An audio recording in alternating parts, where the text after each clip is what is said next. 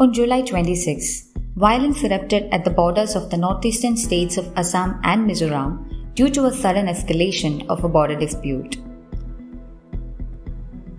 5 Assam police personnel were killed and at least 60 persons were injured when Assam and Mizoram policemen allegedly fired at each other.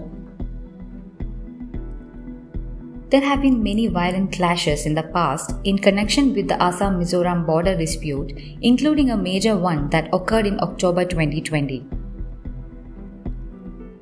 The history of these clashes dates back to 1972, when Mizoram was carved out of Assam as a union territory, resulting in a border dispute. There have been several rounds of talks between the two states since 1995. But none of them succeeded in resolving the issue. According to Assam, Mizoram has been squatting in areas 1 to 3 kilometers from the interstate border. But Mizoram groups disagree, claiming that Assam has been pushing its people 10 to 12 kilometers inside their territory. This conflict mainly stems from 2 notifications dated 1875 and 1933. The 1875 notification that distinguished the Lushai Hills from the plains of Kachar and the 1933 notification that demarcates a boundary between the Lushai Hills and Manipur. Lushai Hills was an erstwhile district of Assam that became Mizoram.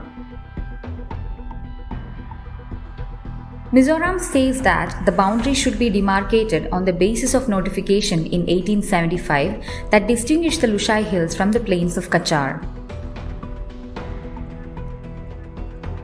This notification, based on the Bengal Eastern Frontier Regulation Act of 1873, makes it obligatory for Indians from outside to possess a travel document to enter Mizoram.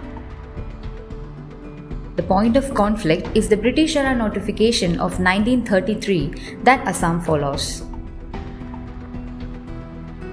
Mizo leaders say this 1933 notification is not acceptable as their ancestors had not been consulted.